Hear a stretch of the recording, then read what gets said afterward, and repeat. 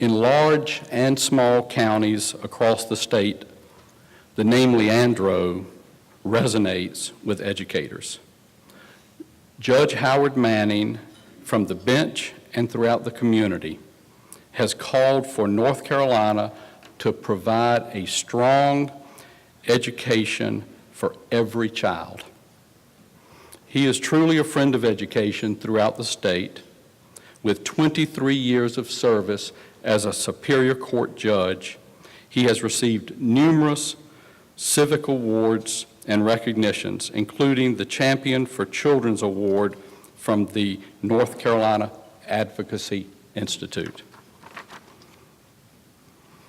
I'd like to thank WakeEd's media partner, the CW22, for the production of this special video.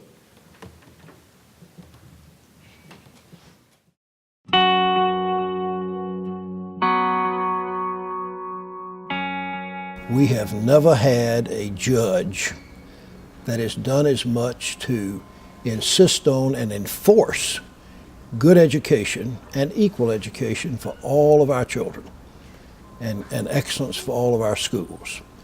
He was given the job by Chief Justice Burley Mitchell to enforce the Leandro decision, requiring that in our state. Howdy Manning took it on and worked at it with gusto. He looked at all the measurements of how we're doing. He looked at all the test results. Every time new ones came out, he pored over them. He actually went to the schools that were poor performers and found out what was going on there. He talked to the people who were analyzing the test. He talked to the teachers. He found out what the problems were.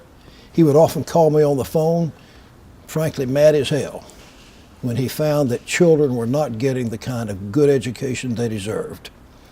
He has made history in doing this job. I am proud of him.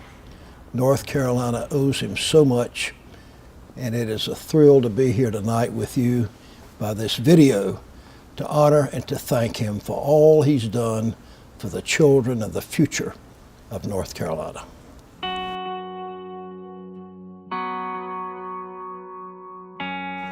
Call him Howdy.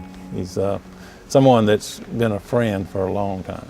I was delighted when he was appointed to the bench. He's just the kind of person you need. Howdy has had a splendid career. We all know him about his educational contributions.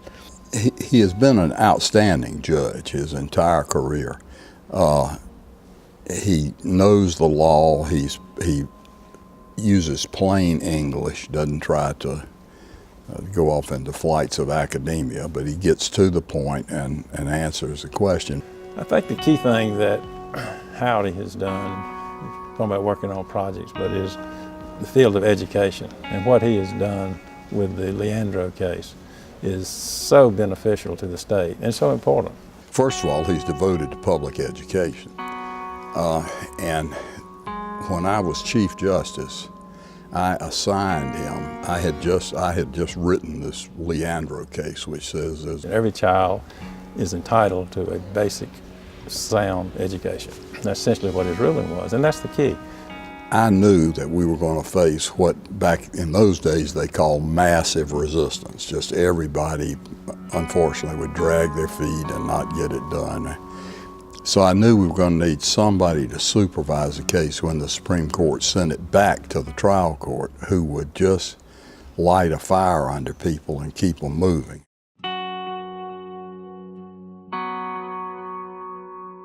One of his major assets for what I was appointing him to is stubbornness.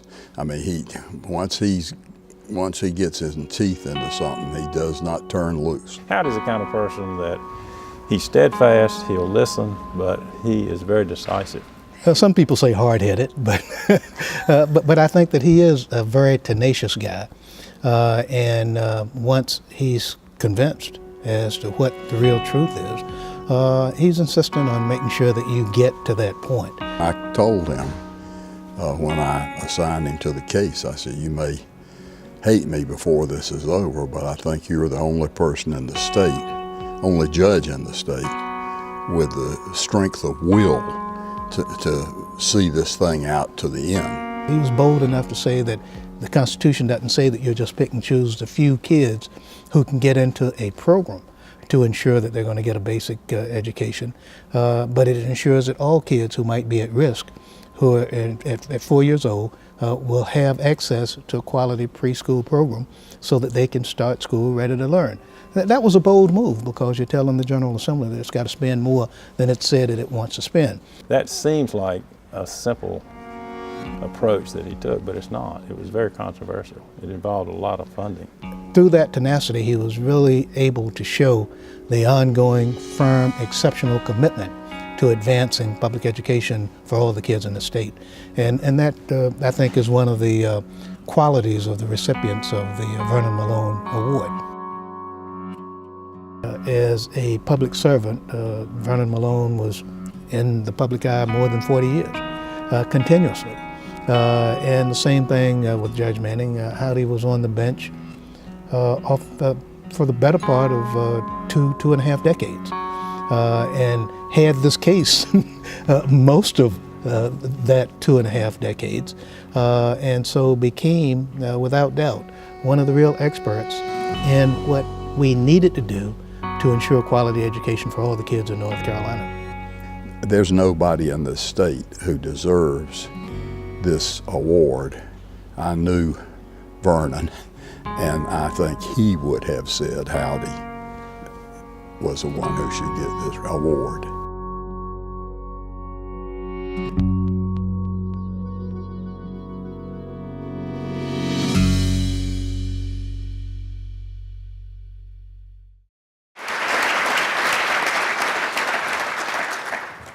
Dargan, Rod, and I regret that Howdy, for health reasons, is unable to be here tonight, but we are delighted to introduce and present his award to his brother, my good friend, Tommy Manning. Thank you.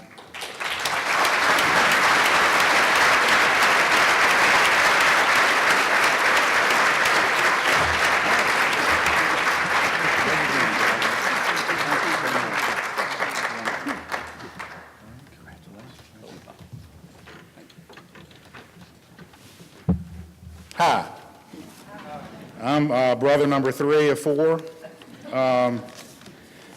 in the Manning family. I'm a lawyer.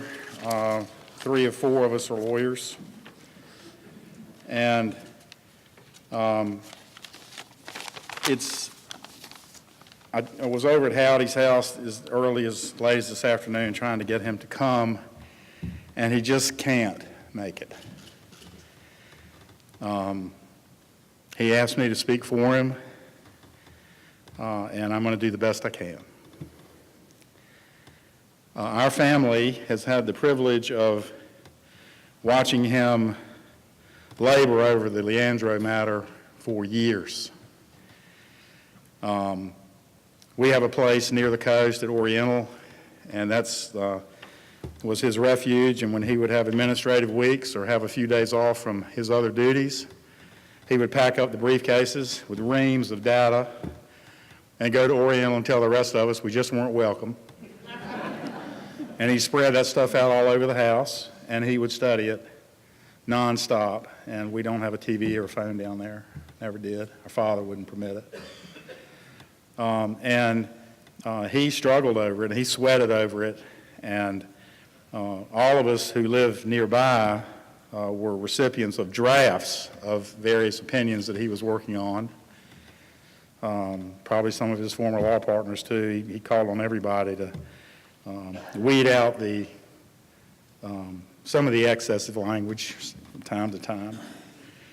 But over time, he settled on a procedure and struggled with it, because being a judge, you're constrained by the Constitution and the law and the separation of powers. And you can't go telling the legislature that they're going to jail if they don't raise more money for the schools. You can't put the school boards in jail for not appropriating enough money. And you can't tell anybody in the executive branch or the legislature what to do about money. And he was banging his head on that for 2 or 3 years because, well, I'm not going to say he wanted to put the General Assembly in jail, but the subject was raised. And Burley Mitchell, being Burley Mitchell, would always talk him down, and I know Governor Hunt did 4 or 5 times. You just can't go putting the General Assembly in jail. And so what he devised finally and came to was within the rule of law, and this is what we're so proud of. He would find a deficit somewhere, and he studied that stuff, and so he'd go to counties, and he would go to the schools, and he would figure it out, and then compare all the statewide data. I'm telling you, every year it was like this, reams of data. And he would enter orders that said, I see that this school district, this grade, this subject is not meeting the Leandro standard, not meeting the state constitutional law of a sound basic education. What are you going to do about it? And he would direct his orders at specific school boards and the state education officials when it appeared that there was no other remedy but to suggest the possibility of state control over certain school districts or particular schools. He couldn't order them to make it better, but he would say, we're going to have a hearing and you're going to bring me information to show the court how you're going to improve this situation. And so, fortunately, and he told me just the other day, the best thing about these various hearings that he had up until the time that he couldn't function as a judge was that every time they would come forward, he was always sweating whether or not what they would propose to do to remedy it was going to be sufficient or whether he was going to have to do something more persuasive. And that point never came. He said they always rose whining, moaning, complaining about money, whatever, but they rose to the occasion and said, here's the remedy and here's how we're going to fix what we have. To me, that was the genius.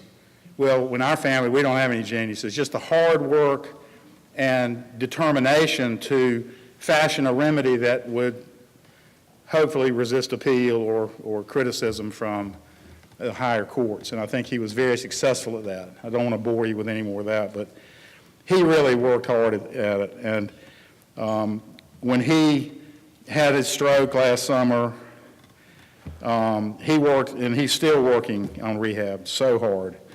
But he was planning the whole time and continued to read and was planning on coming back this spring, and it just didn't work out for him to come back.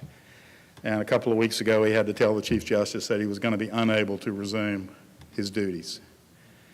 But the project he was working on and whoever his successor or successors are going to pick up, the next big project was the statewide review and come to Jesus about the quality of the reading programs statewide, district by district, grade by grade, school by school, to see what the status was, or if there were deficits or not in the overall reading program. And that was his next big challenge that he was working for, and that's the ground is set for that.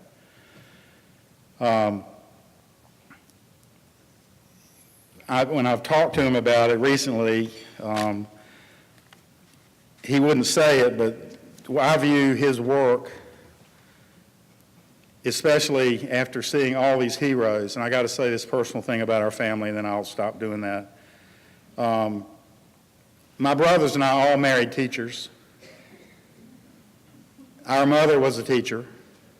Both of our grandfathers were teachers. My 2 sons-in-law are teachers, and my wife was a teacher. And my aunts were teachers on both sides. My great aunts were teachers. And so we come from, and our father was an education lawyer, among other gifts that he had. And our family steeped in books and learning and education and commitment to public education. So Howdy didn't come by it by accident. That's the way we were raised. And we're all products of the Raleigh Public Schools. But Howdy, to me, because he's having to enforce or was enforcing the sound basic education constitutional right of all of our children, He was the backstop. He was the preventer that wasn't supposed to let it fall below that basic standard, but he was always uneasy and unsatisfied because the sound basic education should not be the standard, that should be the absolute bare minimum. But he did not have the power or the authority to order better. And that's for the other two branches of government and not for the courts to do. That's a political and financial decision that's got to be made. I hope that the judges who follow him have the dedication that he did to this, because he really put the sweat into this.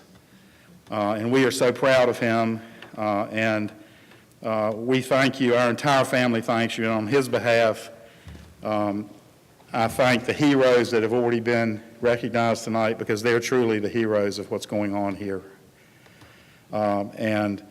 We thank you, and I thank you for listening.